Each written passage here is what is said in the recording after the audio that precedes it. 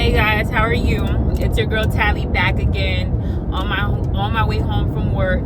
I just thought that I would share a brief perspective on what that basketball player, I don't know if he still plays, I think he's a former basketball player and his name is Paul Pierce, about what he said about how marriage doesn't benefit men and it's for poor people and old people. One thing I know that is, here's the thing, guys.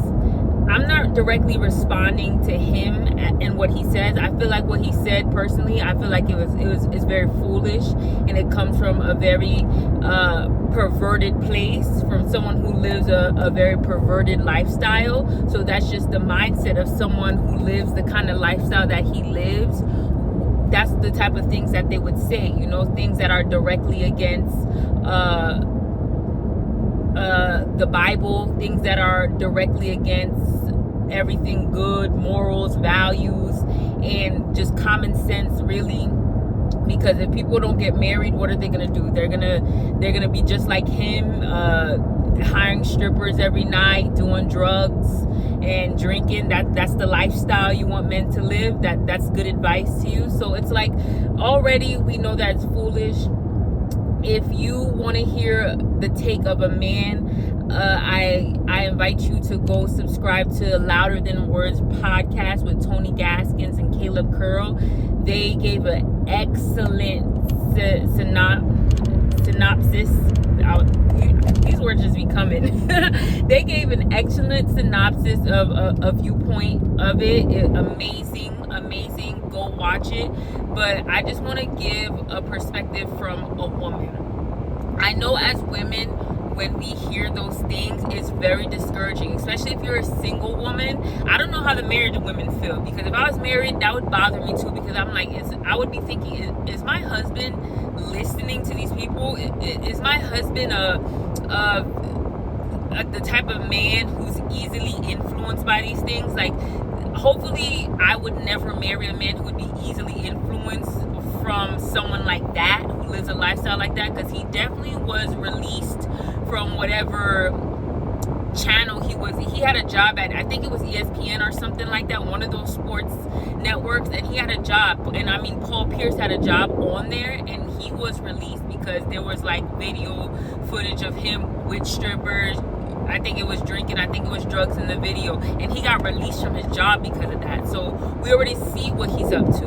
But I would just hope that my husband is not easily influenced by this world. But again, if I'm a woman of God and I want a man of God, then we're not supposed to be easily influenced by the things of this world, right? But I guess if I was married, that's what the thoughts that would go through my head.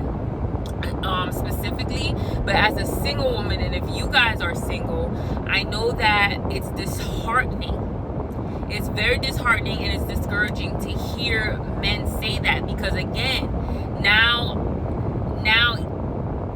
he makes it harder for a lot of us. He makes it harder for everybody if they're being influenced about that. And you would love to think that people of God, Christians like us, were not easily influenced. And I have gotten myself to the point where I'm not easily influenced, right?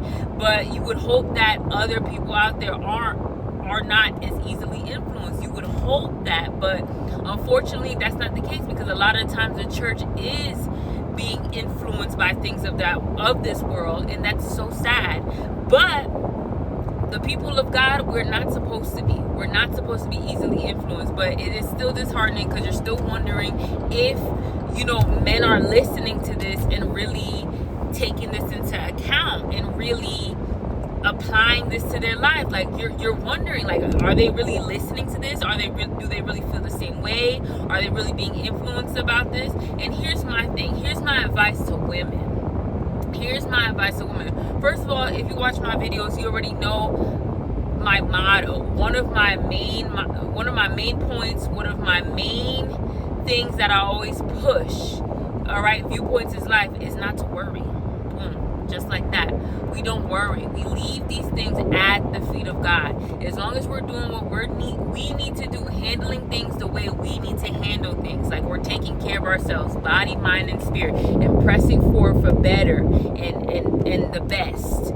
We need not worry about the future of these things. We need not to be worried about if these things are going to affect us negatively. Like, we need not to worry about that, because we're placing everything in the hands of God, and we trust God that in due season our fruits and everything that we pray for will come into fruition, and we just trust God for that. That's first and foremost, right? And last but not least, here's the thing, ladies. Here's the real thing that all of us have got lost about. This was lost for a long time, all right? I hope this cheers you up. This concept, it has been lost a long time, because ladies, women have really given up their power. Something that is well known, but it's not really said a lot. It's not really taught, because it benefits the world when women don't know this, is that women have a lot of power. I don't want to say women have all the power, because that just sounds like, someone who's trying to manipulate. And you need to use that power in a godlike way, in a godly way. I'm not asking women to manipulate. I'm not telling you this so you could use it to manipulate. I'm telling you so you could realize how much power you bring to the table, and you use it in a godly way. But nevertheless, women have a lot of power. And some might say that women have all of the power, or most of the power, in these dynamics, in these relationship dynamics. It's just that women have given up their power, they relinquished it, and they have allowed men to think that they have the power. And I say all of that just to say, women, it does not matter how big and bad men like that talk. It doesn't matter what they say about us. It doesn't matter how many of them are online with their podcast equipment, tearing us down, trying to tear us down, talking down on us, making us feel worthless, making us feel unworthy, making us feel like objects, like we don't bring anything to the table, or we're not good enough. It doesn't matter. Because at the end of the day, if women raise the standard, men will comply. You understand? If women raise the standard, men will comply. So it doesn't matter what Paul Pierce, with all his money, all of them, with all their money, all the people, all the celebrities, all the men who all are influenced polyamory, who are all influencing never getting married. They're pushing those kind of ideas and ways of life out there, like that's a good thing. It doesn't matter how many of them do it. It doesn't matter how much money they have. It doesn't even matter how much influence they have. As women, if we begin to understand our value and stop compromising our value, stop giving discounts on our value, which means stop violating our standards and boundaries, begin to understand that we need our standards and boundaries, and not compromising them for anybody. We don't compromise them for just because he's well known. We don't compromise him because he has money. We don't compromise it for no reason at all. If women got to the point that they were able to do that, then it doesn't matter. If we required marriage before sex, it doesn't matter what men say.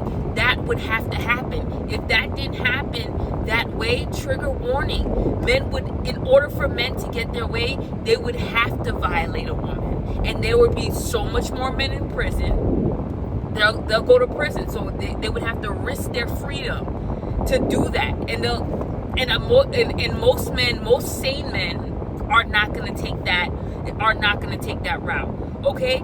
Second of all, where was I going with this? Sorry, I just got lost. They would have to risk their freedom to do that. So if all I'm saying is, if women take up the standard, bring up the standard. There's nothing those loud talking clowns, I'm sorry to say it like that, but clowns can do about it. They would have to comply. So it don't matter how big and bad they're seen, ladies. You stay true to who you are. If you know who you are in God, in Jesus, if you understand how much God loves you and values you, once you understand that for real, you're not giving any more discounts. You are actually standing 10 toes down, and you're standing on business about what you require out of a man, how you want to be treated, and the direction you want that relationship to go in. And it either goes like that or he loses access to you. And that's it, and that's all, and there's nothing else that can be done about it. And I know, again, we can't be thinking with scarcity mindset, because as soon as I say something like that, now people are going to bring up a point saying, oh, well, there'll be other women who will allow him to do that. Well, guess what?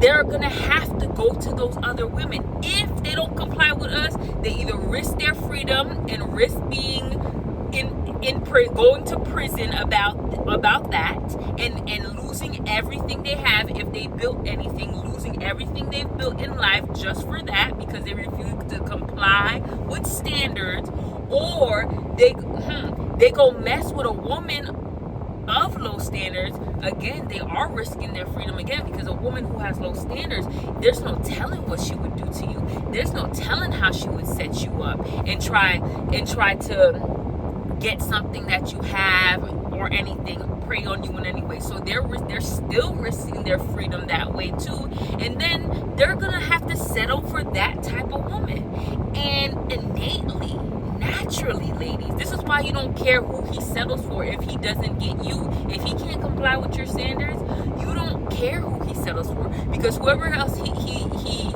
chooses to settle for, it's not even the type of woman that he's gonna actually want. This is just the type of woman that he settles for, because innately men want a prize.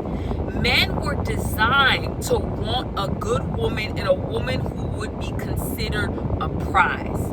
So this is why they would sleep with other women who are not considered a prize, or they may be sex workers, prostitutes. They will sleep with those women, but most of the time, 9 times out of 10, when it's time to wife a woman, they're gonna look for a good girl. Why? Because men want a prize.